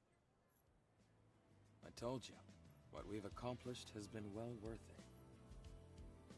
I don't think we'll be catching any more sideways glances. That's great to hear. To be honest, I was getting a bit anxious. I'm heading over to the tetrapod. Why don't you take some time to enjoy the new scenery? Oh, man. Honestly, that's a waste of power. I went through all that fighting just for what? For people to use the signs?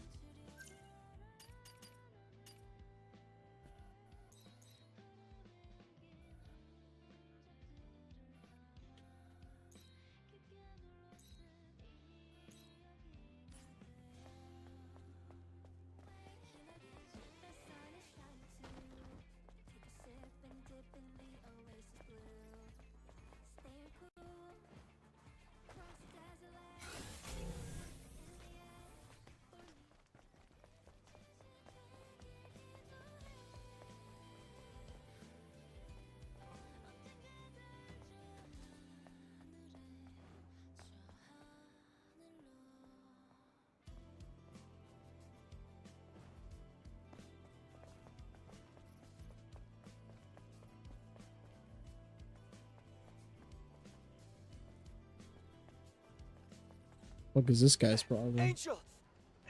The looters took my sister. Please save my younger sister. Where are the looters now? There, down the alley. Wait right here. It's gonna be an ambush. Hold on. I want to get this item. Your sister can wait, bitch. Yeah, we need to collect those cans, bro. I'm sorry about your sister, but she can wait.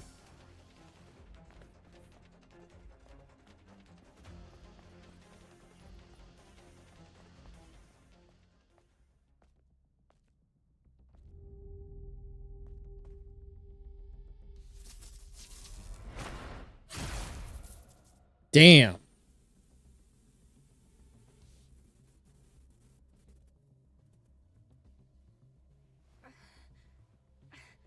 Why? Damn. Angel. Everyone's happy to call you the Angel just because you came from the colony. Aren't we humans just like you? Well, why should we have to dig through garbage, cower, and hide from Nativas just to survive? Why?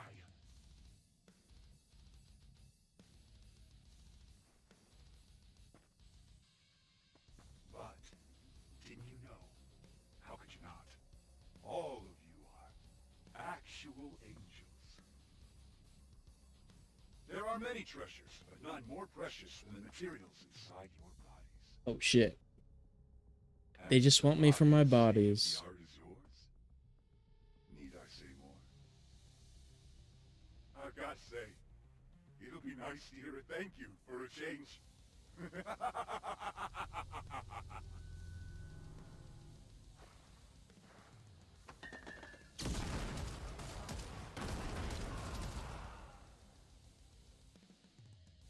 Eve, are you alright?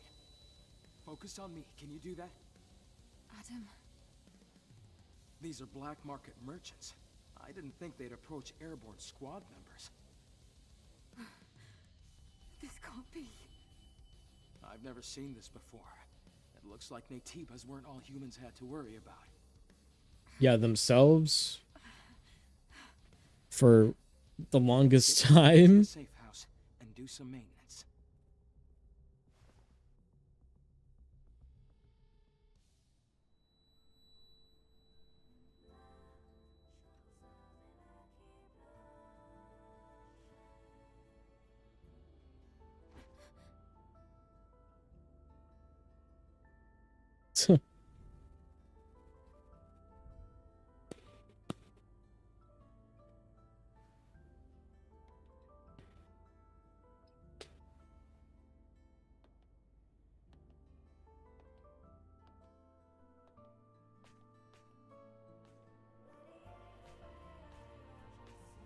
Eve, you're here.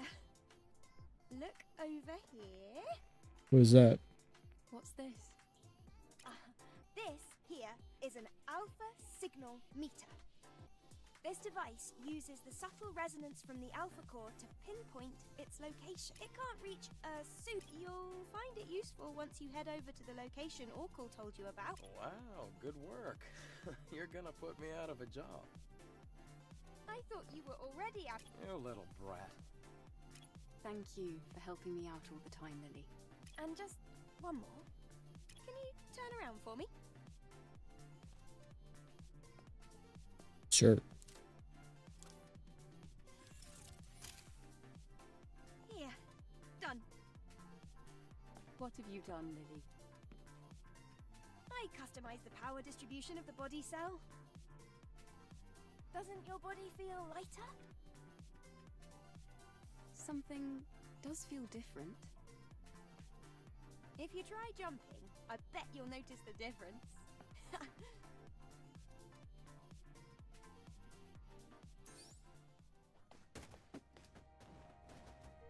Oh. Double jump.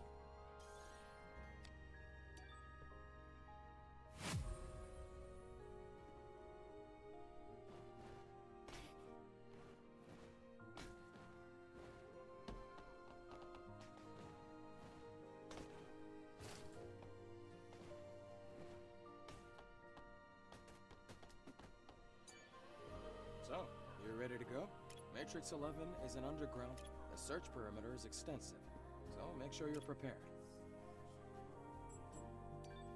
Let me know when you're ready, Eve. I have a feeling I'm gonna need information.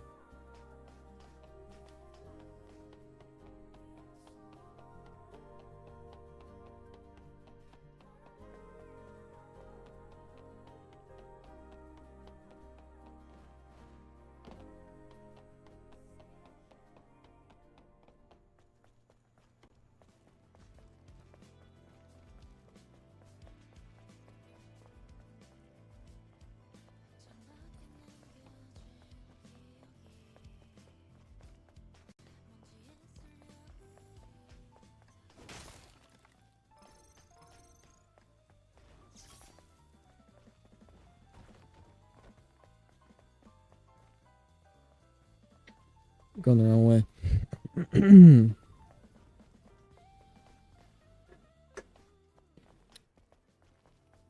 This way, Angel. What the fuck? Quiet. Just follow me. What is it? What's this about? I told you to keep quiet and follow me. Okay, but I was literally attacked by like people not too long ago. So what?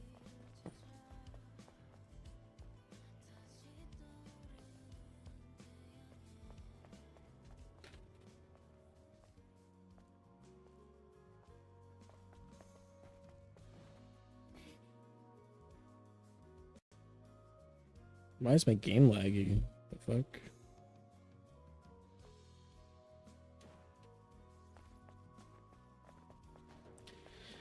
Yeah, this isn't shady at all.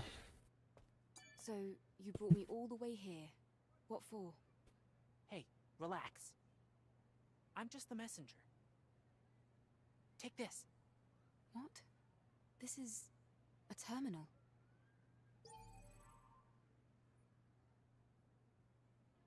This device is locked with a quantum passcode. What do you expect me to do with it? You're asking the wrong person, Angel.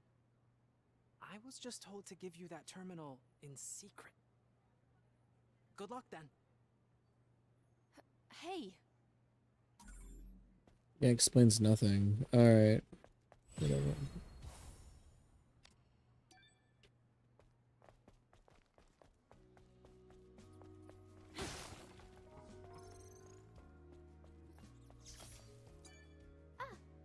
You're back. I'm great. Well, that's a... Oh.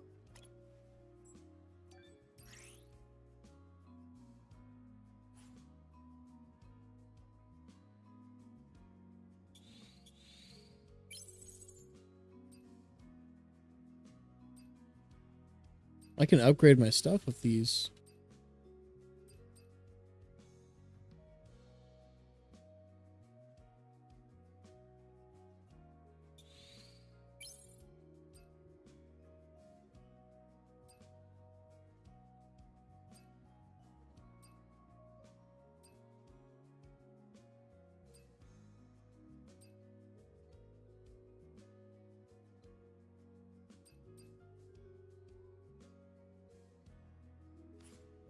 You leaving now? Goodbye, Angel. Farewell, Kai. I don't even think I found the bike. Sisters. Didn't mean to... No, no. The southwest of the scrap plane. Thank you so much for your help. I hope I'm not asking. We all need help at some point. You're... Yes. Thank you so... Kaya.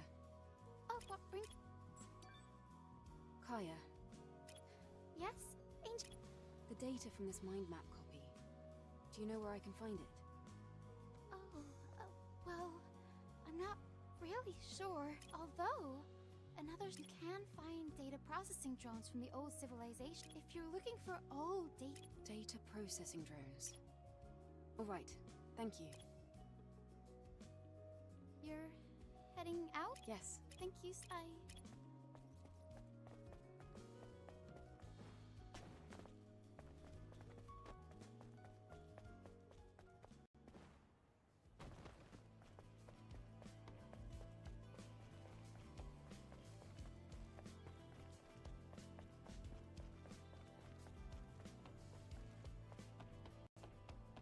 Oh, information. God damn it.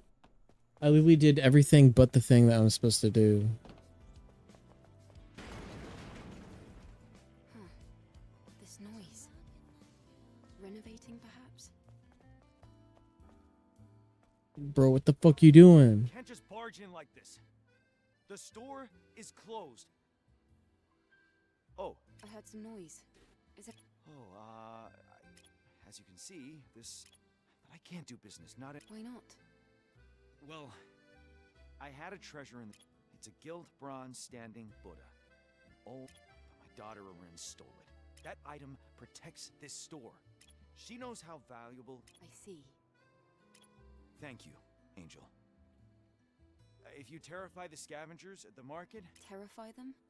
Yes, Angel. Please. Please. I beg you. Fine. I'll see what I can do.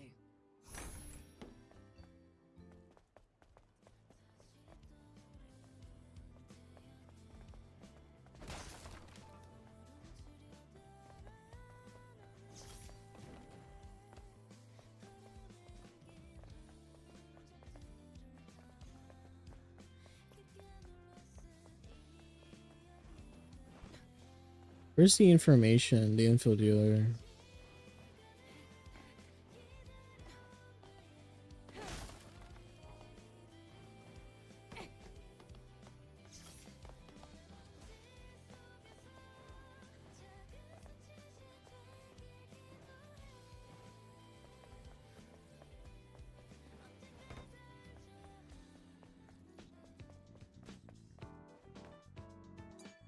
Roxanne. Angel, thank you so much for bringing a little bit of light. I didn't come here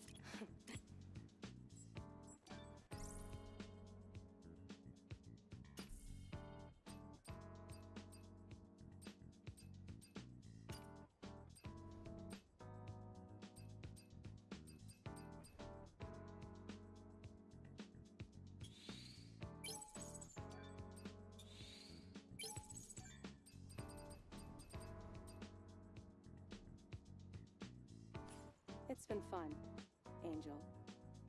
See you later. All right.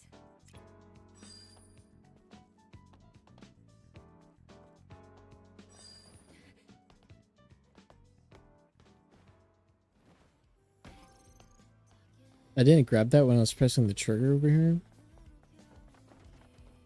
It's weird.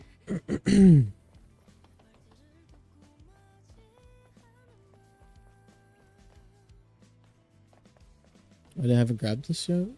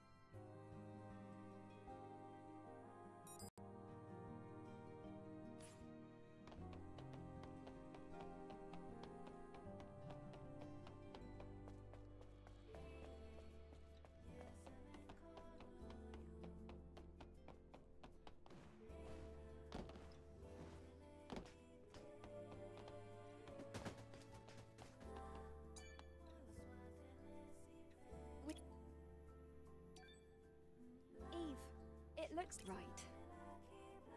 not sure about all the rest, but I believe that finding them. Well, okay.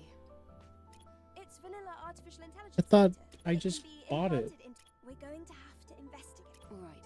I'll keep that in mind. Didn't I just buy that? The fuck?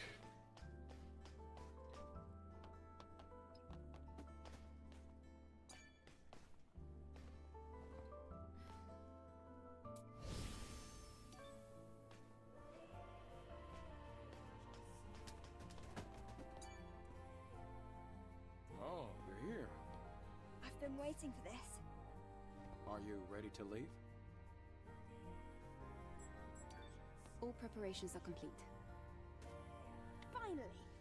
Looks like. Yes. And if it functions, all right. Let me take you to Matrix 11. Can I be going to the wasteland? I feel like I haven't searched that whole area yet.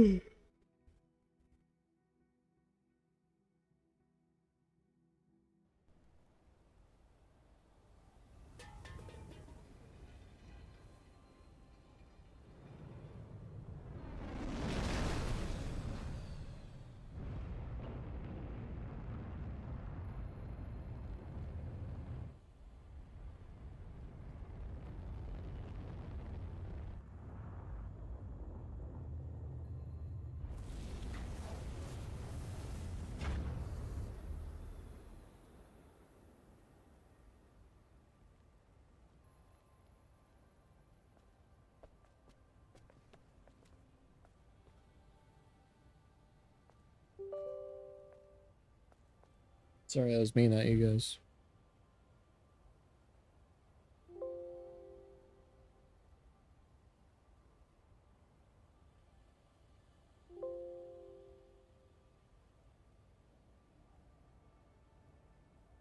Alright.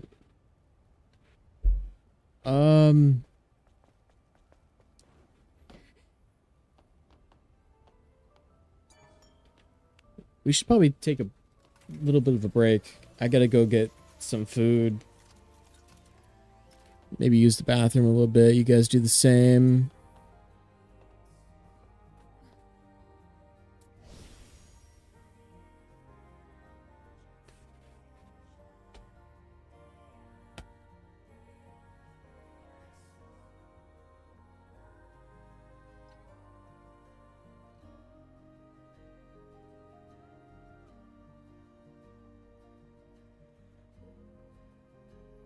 All right.